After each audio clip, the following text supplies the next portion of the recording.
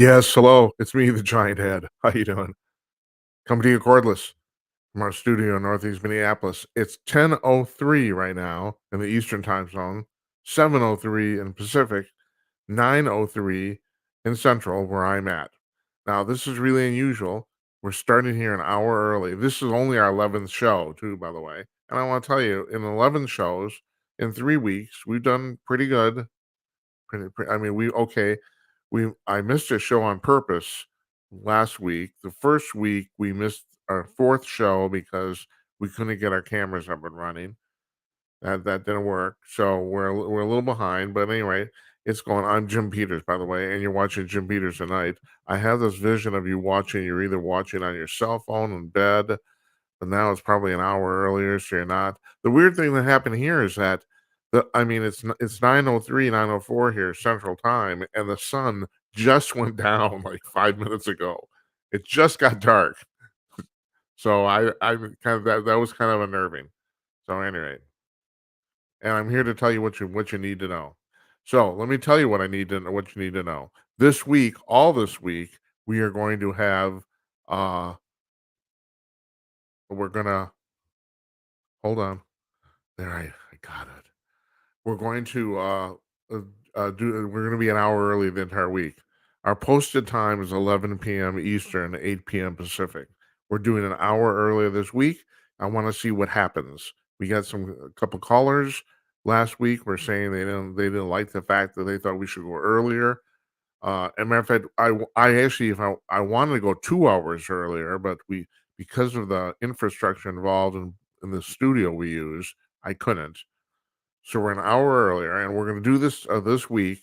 And we have two shows next week on Monday and Tuesday, and then we're taking a week off till the Tuesday after Labor Day to get our shit together, kind of started. The whole idea here was when we started this was to use the month of August to kind of get our crap together and get the bugs out of this, which we're kind of doing slowly but surely. So all this week and 2 days next week, we're going to do Monday and Tuesday next week. We're starting an hour earlier from the posted time that we have been starting. Now we have guests tomorrow and Thursday. Tomorrow we have Nathan Su from the Epoch Times. He's a Chinese. No, well he is Chinese. Yeah, he's the China correspondent for the Epoch Times, and he is also Chinese. He's a Chinese expatriate. He is which is a reason he's particularly good to talk to him about this stuff because he lived there for a long time. And so we're going to talk about the China situation specifically. The reports coming out now is that no one over there wants to talk about it, but apparently the Chinese economy is going to the dumper, and which does not surprise me because it's basically a fake economy anyway. I mean, you can't no if no one knows what's going on and you're just printing money, and yeah, you do have 1 billion people working, literally 1 billion people, so you are generating something. I mean, it's not completely fake, but the numbers are fake. That's always been the reporting of the numbers over there basically has no gauge to reality at all, and apparently they're having problems, and they don't want to talk about it. I know Nathan will know, so we're going to talk to him tomorrow. On Thursday, this is going to be really fascinating. A guy named Craig Williamson is coming on. He's the host of the Vanished podcast, which I think, if I'm right off the top of their head, I mean, we'll post this later. It's at vanishedpodcast.com. So that's a podcast about missing persons, and we've just okay. So he did 50 episodes of a podcast. Did you hear me? 50 on just Amelia Earhart. So he knows all about this. So I decided, okay, we're gonna I asked him, what do you want to do? And we started talking, and we decided we're gonna do an aeronautics, we're gonna do an airplane episode. So we're gonna talk half of it's gonna be Amelia Earhart, the other half is DB Cooper, which just fascinates the hell out of me too. I mean, the thing about DB Cooper is that, and I think I've talked about this before. I know I've talked about it on my podcast or radio shows, but I don't know if I have here. There's like at least 14 people who are extremely credible suspects who could have done this. At least. Apparently, the FBI said at one time they had 1,000 people they were tracking that could have been DB Cooper. DB Cooper. This is the only unsolved hijacking case in American history. November 1971, the day before Thanksgiving. So Cooper hijacks this airplane out of Seattle Tacoma Airport. It is heading for, I can't remember exactly what the destination was, but he tells them he's going to go to Mexico. And they say, well, if we're going to Mexico, we have to stop and refuel. And actually, he knew that. And that's one of the things about Cooper is that it was plainly obvious he knew the airplane intimately. It was a 737. It's the only airplane in history where you could drop the rear stairs in mid-flight, and he knew that. That's the reason he booked that flight. And some people say that he would know that because if he was in Vietnam, they used 737s. Paratroopers used it for that very reason. They would drop the back stairs, and parachuters would jump out. And so it's just fascinating. Nobody's ever figured this out. There's a whole bunch of people. When I say a whole bunch, like I said, at least 14, if not more, who fit the profile perfectly and also don't have an alibi. You know, they don't, nobody knows where they were the day before Thanksgiving, or their alibi fell apart, or whatever it was. But no one's ever been charged, no one's ever been arrested. So we're going to talk to him about that. Amelia Earhart, he knows a lot about this too. Now, those of you, all right, I'm going to say youngins, but it's way before my time too. I think the year is 1939. And Amelia Earhart wants to become the first person to fly around the world. And she starts off and she's going west to east, if I'm right. Because the thing is, the last part of her voyage was the part over the Pacific Ocean. And so she doesn't have enough fuel to make it all the way. And she knows that. So she plans a landing at a tiny little airport on a tiny little island called Howard Island. I mean, the thing is, it's a spit. I mean, there's nothing to this. The island is basically just a runway. That's all it is. But she's going to land there and refuel and then take off again. Well, she never made it. They tracked her across the ocean, but she never made it to Howard Island. And so, okay, you're thinking, well, she crashed. Okay, fine. And that might be true. But the thing is, there have been reports for years that she was seen, that natives in the surrounding islands captured her, all sorts of crap. So we're going to talk to him about this. This stuff fascinates the crap out of me. I love this stuff. I'm sure we'll have Craig on again because he knows a lot about a whole bunch of stuff, which also I'm going to talk about tonight too, because uh, David, our caller from San Francisco, brought this up last week. It was an offhand comment, but I decided I want to talk about it. That is the assassination of Robert F. Kennedy.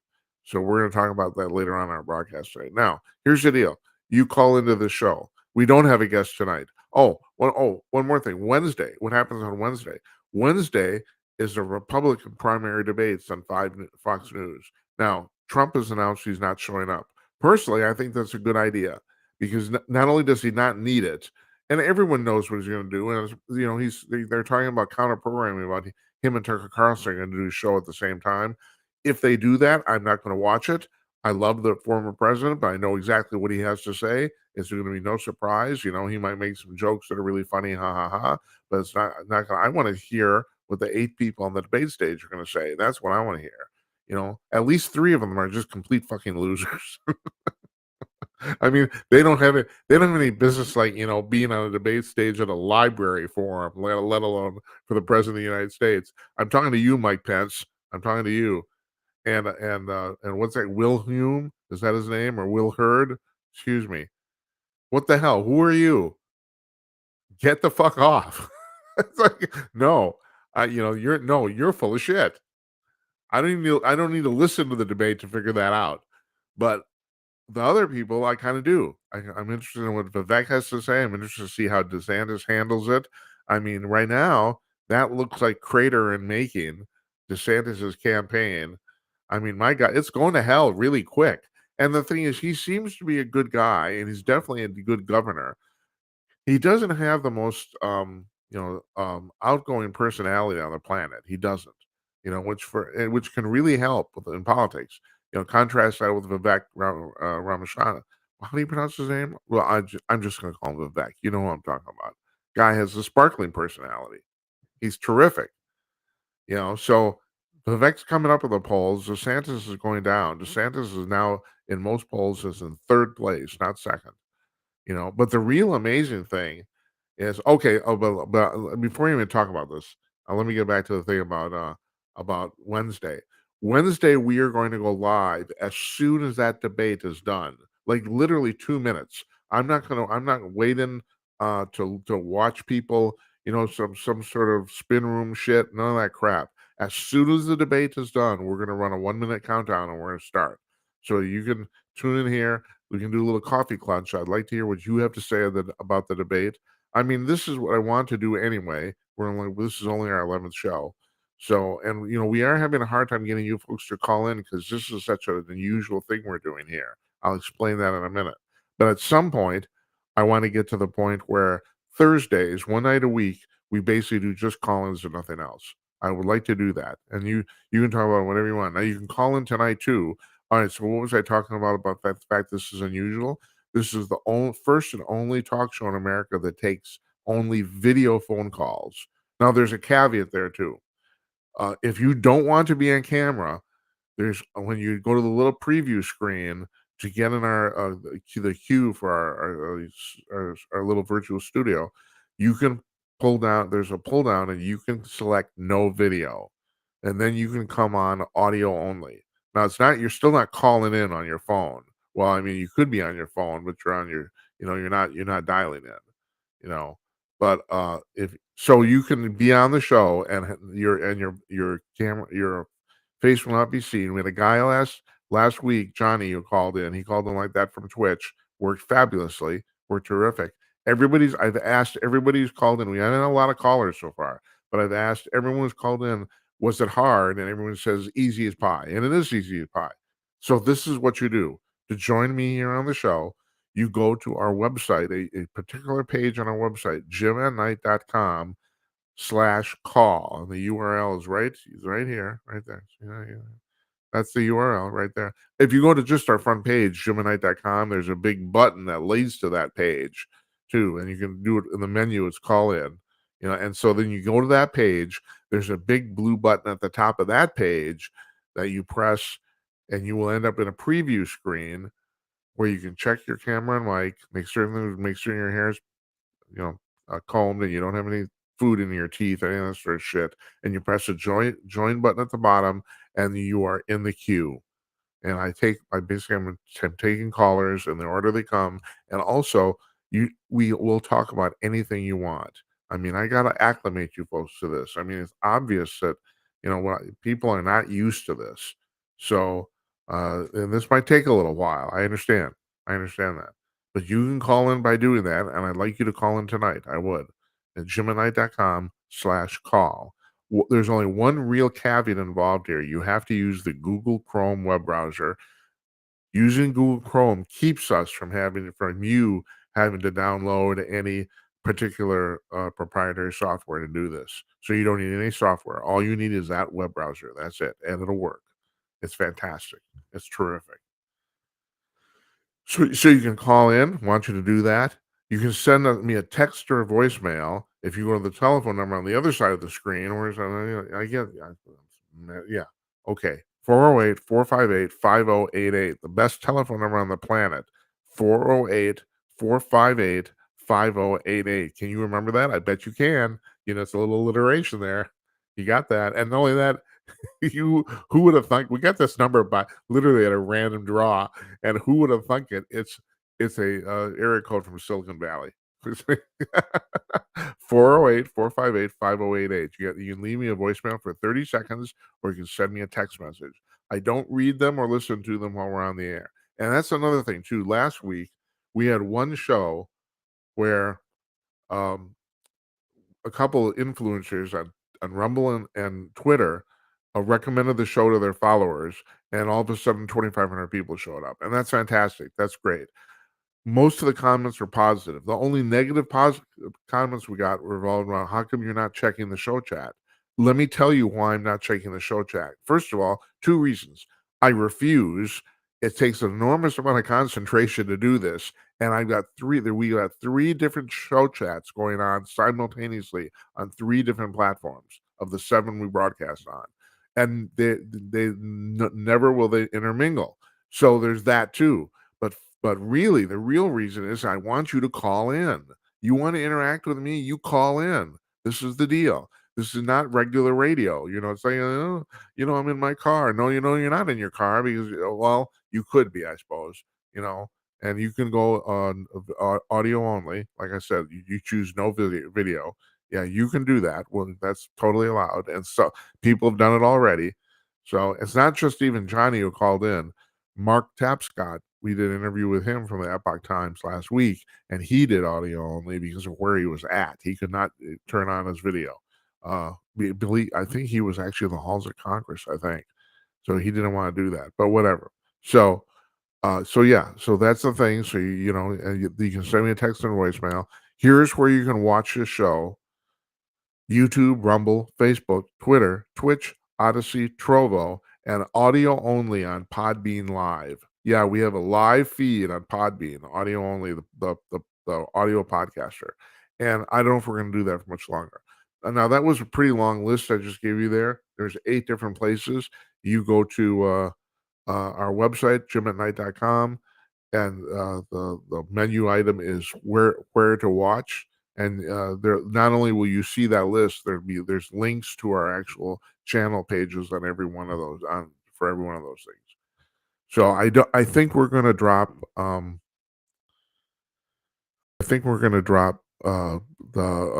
Podbean Live, the live feed. I'm still thinking about it. We did not go live last week because on Thursday because I'm embarrassed to tell you this. I forgot to push the button. That's right. I forgot. I did not push the button. Now we've had trouble connecting a lot Podbean in the past for the live feed. We the legitimate technical issues, but this was not a technical issue. I fucked up.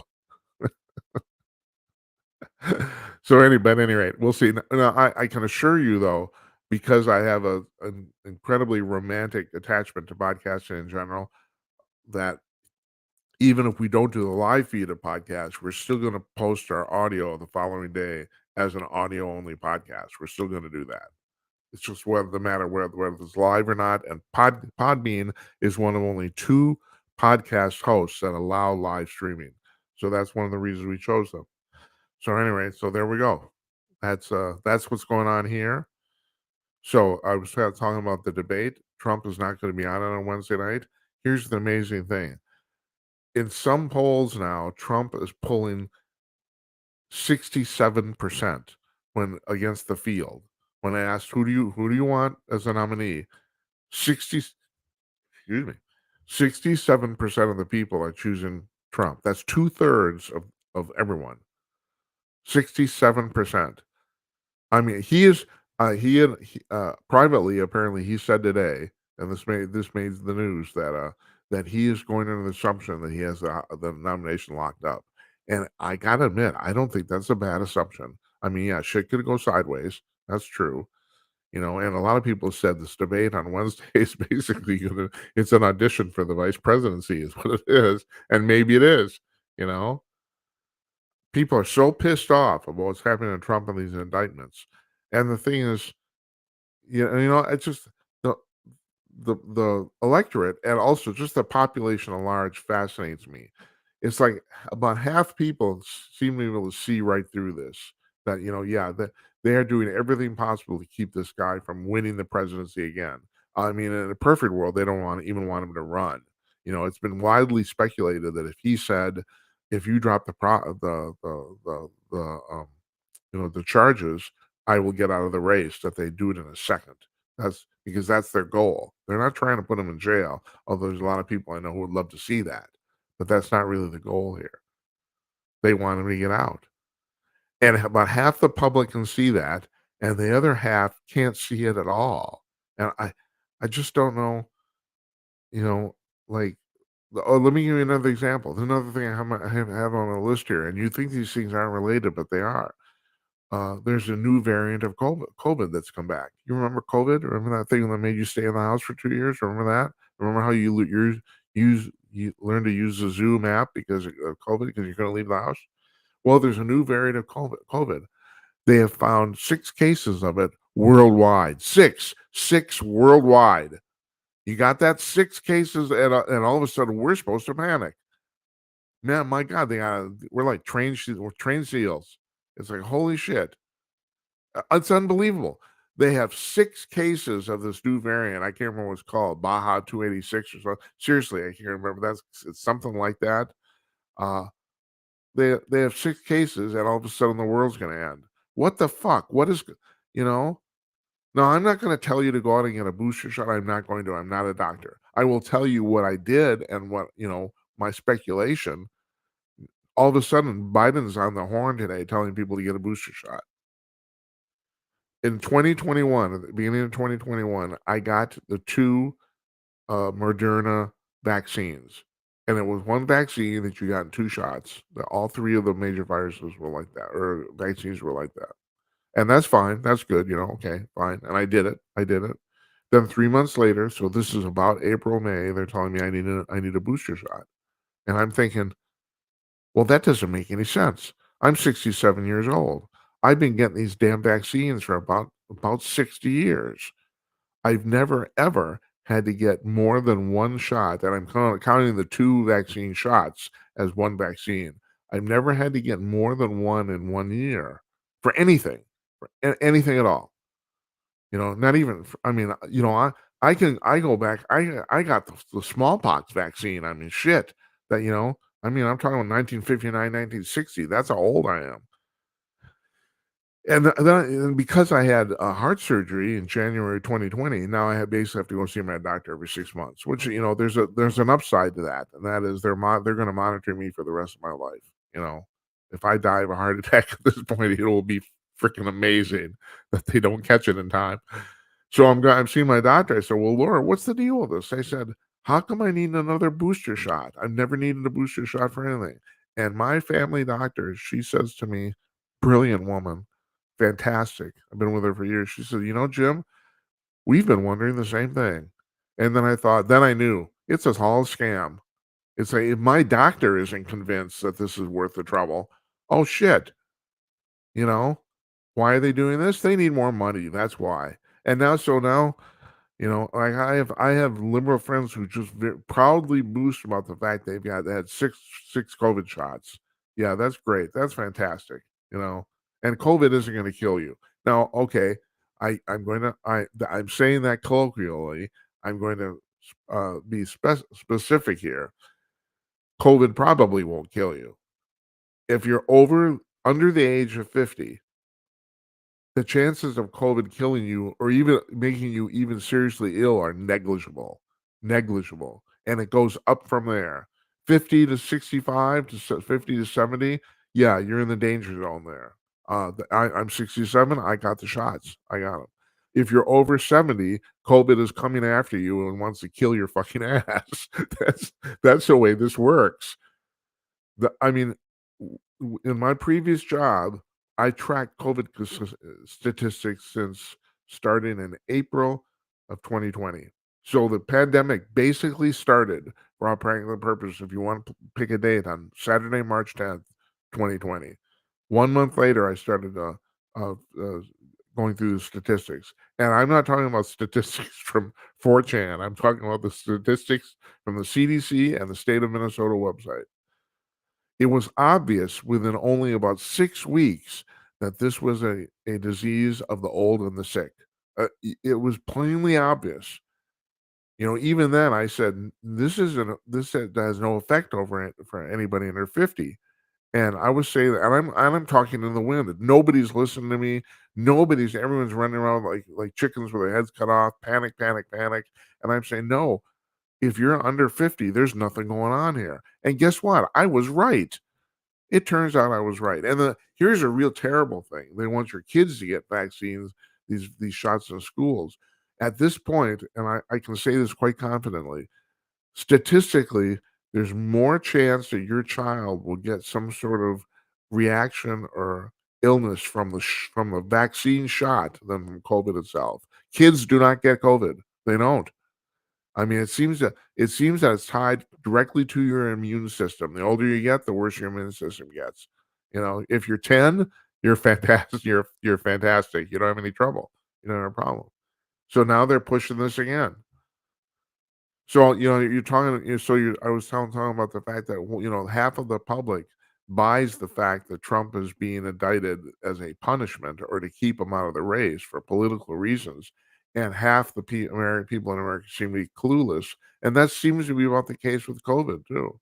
It's like half the people in America think this thing not only think this was, but it still is a real danger to society and the planet, and the other half of us, we don't we know better.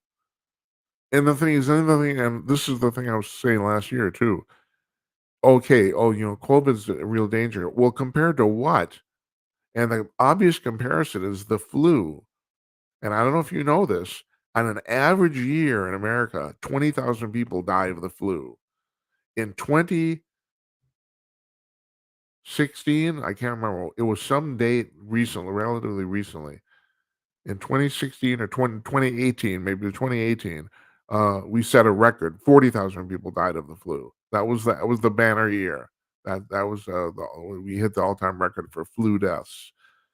So there's less people dying of COVID than dying of the flu. Now the thing is, any death is terrible. That's the thing. I mean, and this is the thing I've gone on about on the show the entire time. Oh, call me up for Christ's sake. Go to Gemini.com and then press the damn blue button and call me. Uh, we and I lost my train of thought. It's terrible. Which is how I ended the show last Thursday too. And we're not going to talk about that. But the okay, so what was I talking about? I was talking about the fact that like the COVID will. Yeah, about the fact that every single myth pushed by the left has a kernel of truth in it. And that is actually the problem here. I can't tell you that COVID is not dangerous. COVID is dangerous. Yeah, COVID is dangerous. I can't tell you climate change isn't real. Yes, the world is warming up. Yes, nobody really disputes that. But the question, but no one asks the next question: what's the ramifications of the world warming up? Well, the answer is not much. Not much is going to happen. You know, because the thing is, on the whole, it's better for the world to warm up than cool down. Yeah, so if the world warms up 4 degrees Celsius or whatever the hell it is, you probably, your summer in Phoenix is probably gonna be so unbearable, people might move out of there. That's true. Also, people in northern Manitoba and Canada, all of a sudden, they can start growing crops. It's like, "Oh my god." It's like, "We can grow shit here all of a sudden." That's generally how this works. Yeah, Battery Park in New York City might be underwater. Well, Venice has been underwater in Italy for 800 years. They turned it into a tourist attraction. I mean, shit. It's like who does expects the climate not to change? We don't have any control over it, and that's the thing. We are maybe. So you want the kernel of truth in that? The kernel of truth is that uh, everyone wants a clean planet. That's the thing. You can't, I can't sit here and tell you that I want to put pollution in the air. I don't. It's pollution is bad. It's just it's bad for your lungs. It's bad for the little uh dogs and cats' lungs. It's like it's dirty.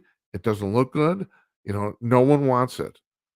And so there's a kernel of truth there. Nobody wants a dirty planet. Nobody does. But are we gonna solve climate change by not letting you run a gas stove? No, bullshit. That's not gonna happen at all. And the other thing is, and the electric vehicles, or let's just talk about electricity in general. So, and this is one of the things I want to talk to Nathan Sue tomorrow. I mentioned this on a show last week. Is that China just opened the first commercial was called small modular nuclear reactor. It's a nuclear reactor. It's about the size of a small house. In other words, we build these giant facilities. Well, actually, we haven't built any for like 50 years. There's one that's going to come online shortly in Georgia. It's the first nuclear power plant in America that's come online in 40 years. And that's another thing. You want to know the seriousness of these people talking about climate change? Well, nuclear power is the absolute right solution for that. It will completely solve all the problems. They don't want it. Why? Well, because it's bad. They don't really know why. It's just that it does not fit their ideology, it does not fit their narrative, so they don't wanna deal with it. The other thing, and I just heard somebody on TV talk about this just the other day. Natural gas is 95% cleaner than fossil fuels and coal or gasoline. 95%. It's almost entirely clean, not quite, but almost. So if you were wanted to get rid of, CO2 in the air, that'd be the natural thing to go to too. But we can't do that because that involves mining and shit. And no, we don't want to pull this stuff out of the earth. That'd be terrible. Then we're fucking with the earth. I mean, shit, that's awful. You know. But yeah, with nuclear power, we're not even fucking with the earth. It just happens. Now, 50 years from now, I won't be alive to see this, but we're gonna have nuclear fusion power. I mean, they keep talking about this, I know, and moving the goalposts. Now, those of you who don't know what this is, it's the opposite. And I know we have our power is based on nuclear fission, which means that they split atoms, and the energy involved in splitting atoms heats water, produces steam, and drives a turbine. That's the way that your nuclear power plant works. In nuclear fusion, it's the opposite. You produce the energy by forcing atoms to bond together. It's a much, much more complex and frankly dangerous process because, well, it's not. I don't know if it's dangerous per se, but to get it to work, because the thing is, you need a container that it's basically you create a fake sun in a room is what you do. So the fake sun has a temperature of about 3,000 degrees Celsius. I mean, it's ridiculous. And it can't touch anything because of that. So you have to suspend it with a force field literally in the middle of the air. And if the force field fails, the thing doesn't fall to the floor, so it shuts off. So it's not really dangerous in that respect. But to get it to work, it's extremely complicated. Now, supposedly, this last year, for the first time ever, they ran a fusion reaction that generated more power than it took to run it, supposedly. And it was not a lot. It was a minuscule amount, but they got over the hump, and they were thrilled about that. So the people working on this, they think that in 50 years, this will be a viable commercial source of power, and you can run this off of water. It does not matter what you're fusing. You can use regular H2O molecules and push them together, and you're going to end up with power. And it will not only that, once it gets up and running, it will probably be ungodly cheap. There's that too. So this will also solve the problems. And I have no idea what they think of that. I don't think they've thought that far ahead. I don't think they have at all. Right now, though, we have electric vehicles where they're basically chaining Malaysian children in a cave to make them dig the cobalt out necessary for the batteries. It's virtual slave labor. It's awful. It's terrible what they're doing. And then you need a bunch of lithium, and we don't have any, and China has almost all of it. And then you need batteries. So I've said this before. Here's the problem with this whole thing. The problem is not generating the electricity. That's not the problem. The problem is storing the electricity. This is also the reason why, we're going to put these windmills up. Now they got this thing they're going to put a giant windmill farm in the Atlantic off the coast of Massachusetts. Oh, that's great. That's fantastic. I hate these windmills. And it's not just that I hate them, they're extremely inefficient. They're mechanical devices. They need constant upkeep, and when the wind stops, you don't get any power. Duh, right? Okay. Well, you'd think, well, that's fine. Then we can just put the power in batteries. But that's the problem. We can't. We don't know how to do that. We don't have the battery power necessary, and to have a crowd to be able to do this shit. So this thing, I swear to God, you mark my words. 50 years from now, this thing will be a giant, giant abandoned albatross in the middle of the Atlantic Ocean. This thing will not be running anymore. And then there's this too, and nobody ever talks about this. These windmills kill millions of birds every year. Millions. It's the stupidest way to make electricity ever. I mean, what do you think? Well, it's like, are we Dutch? Do I put my finger in a dike? What the hell? What's going on? Now the I can't poo-poo the solar panels. I can't. They actually work. There's people saying, well, to actually make them, you have to get over a pretty big hurdle as far as like fossil fuels and also CO2, you know, release and all this sort of stuff. And that maybe I don't really know enough about that. I'm assuming that's probably true. But the fact of the matter is, and also the fact that the Chinese make them way cheaper than us. So almost all the solar panels in the world are Chinese. There's that also. But they do actually work. That's the thing. There's no moving parts. You stick the thing, face it toward the sun, you get electricity, period. And, people say, well, what happens on a cloudy day? But, that's the part you got to understand. It doesn't really matter. The sun rays come through whether it's cloudy or not. The only real thing is if the sun is a day or night. That's the only real question. So, and you got the same problem there too. You can't store that electricity easily either, but it's way more predictable than the power coming out of these windmills. Because unless there's some freaking tornado where you have your solar farm, basically every day you're going to get power. You know that. So I don't know this, but so this I get back to this thing is that there's a kernel of truth in all this stuff. That's the thing, but most of it's bullshit. And I look at my role here as your stupid radio video buddy to point out, you know, we we being you and I, we have the time to talk about these issues in this format in a relatively cogent and what's the word I'm looking for, elaborated manner. We do, so we can actually talk. I've just watched this fascination. I watch the CBS Evening News at night, 5:30 p.m. Central. I'm astonished at the bullshit. And the thing is, and not only that, the bullshit goes by in like 40 seconds, and then the story is done, and they go on to something else. And, well, explain it to me. No, can't do that. No, I think they pay Norah O'Donnell. Last heard they pay her $5 million a year to read a teleprompter and look really good in a pantsuit. Jesus, give me a call, will you? It's a Gemini.com/call. I'll put you on. Here's another thing that's happening that you probably didn't read in the mainstream press.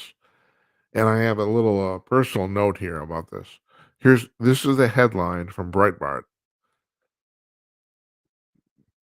I'll burp first. Woke theater organizations facing financial catastrophe as audiences flee, donations plunge. So what's happening here is all across the country, theater groups are seeing a drastic drop in attendance. And the reason is because the entire theater community in the United States has completely embraced woke culture and also woke programming. That's actually the real problem. Now, here's my personal take on this. A very good friend of mine, who I'm not going to name, he's not famous to the public, but he's famous in his field.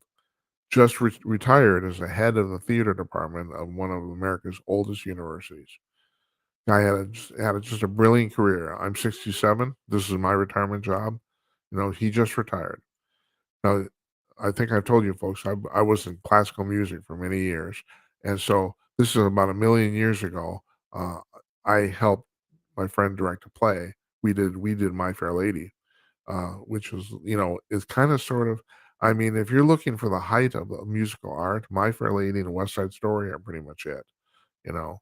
And it was a wonderful job for me. I had a full size 26-piece Broadway orchestra, and my friend, we had a giant theater, and it was a wonderful experience. And I just for those of you who know that show, the problem with My Fair Lady, from a technical standpoint, from a production standpoint, is that the first act is really, really long. And my friend, he came up with a brilliant way to solve that problem, and that is he did it as a 3-act play. And not only that, the ballroom scene, which is extremely intricate and also only on stage for a few minutes, so it's a lot of money to spend for not a lot of bang for your buck. He took it out, and it's between two of the acts, and it's basically implied. The characters, we didn't even have to change any of the dialogue. That was the real amazing thing. They go to the ball, They come back. You never see the ballroom. You don't see it. They come back at the end of the beginning of the second act, and they talk about what happened, and it's in the script, and we didn't even have to add any dialogue. It was brilliant. It was brilliant. So the reason I'm bringing this up is because my friend, his job at this university for the last like 30 years is he directs 3 or 4 productions a year, one every quarter, and they usually do at least one musical. So he wanted to end his tenure there with My Fair Lady. He thought he would do that. Well, the the university complained and the students complained because they said, "Well, this show is really sexist." Now, it is. There's no getting around it. It is. It's really sexist. It is. But the show was written in the 1950s and it depicts a time in the late 19th century when, I don't know if you know this, life was really sexist. So he got so much shit for this. Not only did he not do that play, he ended up doing nothing. They did not do a show to end his tenure. So, uh, and so he has told me that the amazing thing is, I mean, I just had dinner with him 2 weeks ago. He said that he's not only retiring from the university, he's getting out. He's done freelance directing all over the place, New York, Broadway, Edinburgh, everywhere. And he said he's getting out of directing altogether because he said right now the theater world is really, really fucked up. He said this whole woke thing has gotten so out of hand that this is all they want to put on. And it's not entertaining. Have you noticed that? Now I want to read you a quote from this article in Breitbart. This is the newly installed artistic director of the Mark Tabor Forum in Los Angeles. He was asked by the LA Times if he thought programming had been too focused on identical politics, and here's what he responded with. He said, "What would you like us to do? Politically incorrect work? Work? What is the counter that you're offering? All work is political." Guess what? You're wrong. You're completely, totally wrong. All work is not political. As a matter of fact, most of it is not political. It isn't. You're wrong. And this is the reason these people shouldn't be running this shit. And yet they do. They get these jobs because this entire industry now is focused on, it's been taken over by this woke mob. And so they put these people in power and they're going to keep on doing these shows and people are going to keep on not going. So the numbers in this article, it's on Breitbart. Matter of fact, I tell you what, I'll post a link on our. We're just finishing up our blog here. It should be completely done by tomorrow. It's already up and running. But I'll post this article here. Uh, the numbers are terrible. Nobody's going to see anything. And believe it or not, the theater industry, they're using COVID as the excuse. They say people still don't want to go out because of COVID. Yeah, right, sure. Whatever you say. Then there was an article today. Give me a call, okay? Gemini.com/call. There's an article. Here's a headline from Fox News. Marxist lesbian library group president denounced angry white mob parents in push for queerness. So this woman has been elected. She's been nominated or appointed the head of the American Library Association. She describes herself as a queer lesbian Marxist. That's how she describes herself. And she not only does she does not understand, she thinks that basically all the white parents that are complaining about her are basically all like white supremacist hate mongers. That's what she thinks. She says she doesn't see anything wrong with telling a 5 or 6 year old that they can change their gender. She doesn't see anything wrong with that at all. She said these kids need this information. Well, she's full of shit. I mean, she's just plain wrong. And this is what Vivek Ramaswamy, I got his name. This is what he talks about. He's talking about the tyranny of the minority. All of a sudden, and this, I bitched and moaned about this too. The entire Democratic Party has been taken over by 20% of the extreme left wing. They've taken over the whole thing. It's the tyranny of the minority. We are letting the minority run stuff against the wishes of the majority.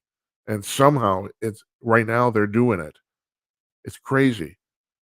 I saw another article and I tried to preparing for today. I tried to find this and I couldn't. There was an article online this weekend about the fact of basically described why liberals and conservatives are so polarized. And this was an actual study somebody did, kind of like nonpartisan, unbiased. The conclusion they came up with, and it made sense to me. That's the reason I was trying to look for it. They said that the woke left wingers feel when when they spout these crazy ideas, and then right wing conservatives get online and basically troll them because they think they're so stupid. They think these ideas are so stupid that so they make merciless fun of the left, and then the left, and this is the crux of this whole thing. The left misinterprets their a disdain for actual threats of physical violence, which is also why we have these safe spaces in colleges too, because people actually think they're going to get physically hurt. These people, the idea is that these people are complaining so much about what I'm talking about that they're going to hurt me. Now, that jump is completely ridiculous. Totally. No, as a matter of fact, the right wingers online on 4chan were making fun of this shit. They're just making fun of it to make fun of it. They're making fun of it for their own amusement. I mean, I know that. You probably know that too. It's like some of the stuff that's being espoused is so ridiculous that let's just go to town and troll these people, right? Okay, but they don't see it that way. They see that their very livelihood, their very physical being is being threatened. That's what, and according to the study, that's where the divide takes place. So you have conservatives who are mocking these stupid liberal ideas, and liberals who misinterpret the mocking as threats to physical violence, and they actually fear for their lives, which is the stupidest fucking thing ever. But that's you're talking about snowflakes and culture. There you go. There you got it. This is what's happened here. We are so removed from even any sort of survival instinct that we miss it. We go crazy. You know, the vast majority of the people in America. Now I've said this, and you can believe me if you want. I don't care. I have lived through poverty as an adult, and I was a child. Well, actually, I did kind of. No, no, I'm not going to say that. I grew up in a working class household, but we were never without food or anything like that. So no, I did not grow up in poverty. Although we were not wealthy by any means. But as an adult, I experienced real poverty. I lived on the street in Los Angeles for about 3 months. Um, in the what's now called what's Skid Row, yeah. And what my experience with that is that I've never met a single person. I've found no exception to this at all. I've never met a single person who hasn't experienced that, who understands how it works. In some ways, it's like how black people complain about the fact that, well, if you don't understand what it's like to be black unless you're black. And I say the same thing about being poor. You don't understand what it's like being poor unless you've been poor. And I'm talking about destitute poor. I'm not talking about, not that woman whose husband ran Enron who cried on TV because they were down to their last $17 million. And that is actually, folks, that's the problem. That encompasses the problem. There are people now who think that because they're not making $70,000, or they're only making $70,000 a year, that they're broke. Well, yeah, they might not be able to pay their bills. That's true, but they're not broke. No, they will always have food, always. You know, I mean, and you're not going to be robbing a liquor store for cash or liquor, either one. But we're so removed from that as a society now. We are so removed at the simple act of survival. We are so flush with money that we start making shit up. We got, it's like, you send your kids off to college, and the next thing you know, they come back and, they're talking about communism. Well, yeah, sure, you can talk about communism. Well, let's talk about communism. It doesn't work at all. Least bit. No, it doesn't work. My liberal friends tell me, "Oh no, we're not talking about real socialism. We're talking about democratic socialism. Doesn't matter. Well, that won't work either. Doesn't work." Now I can tell you And they'll say, "Well, you're just throwing shit around." No, no, I can specifically tell you why it doesn't work. I'm not going to do it right now, but I can. And yeah, so I mean, we have there's stupid ideas going on in a lot of people's heads. There's an article I read. I'm going to post this too. I did not put a link to it in on my show notes here, but I'm going to post it about the fact an article that was talking about. Oh Jesus. Okay, Jim. What was the article about? Why don't you tell the nice people? It was about how intellectuals have failed us in our society, and that they have.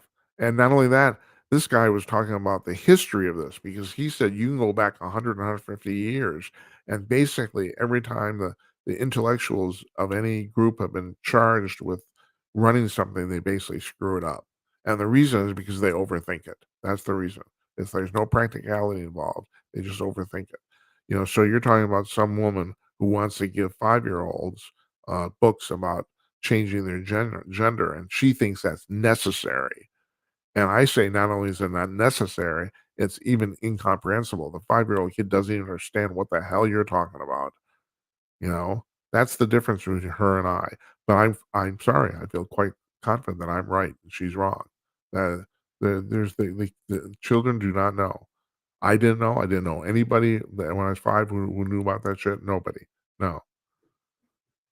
So we should just cut this out. But yeah, like I said, like Vivek says, it's the tyranny of the minority. So how do you disempower these people? That's like I guess that's going to be something we'll be able to talk about over the next 4 years. So I want to thank you for listening. I'm not going to thank you for not calling because you should have called. You should do that. Okay, tomorrow night we got Nathan Sue from the Epoch Times about the China situation. He knows all about that stuff. Guy grew up there. Now I've told you about the Epoch Times. If you look up the Epoch Times on Wikipedia, it'll tell you it's a far right extremist newspaper. That's bullshit. The only thing far right about the Epoch Times is that they're against the Communist Party. No shit. Guess what? You just heard me just now. I am too. Wow, that's hard.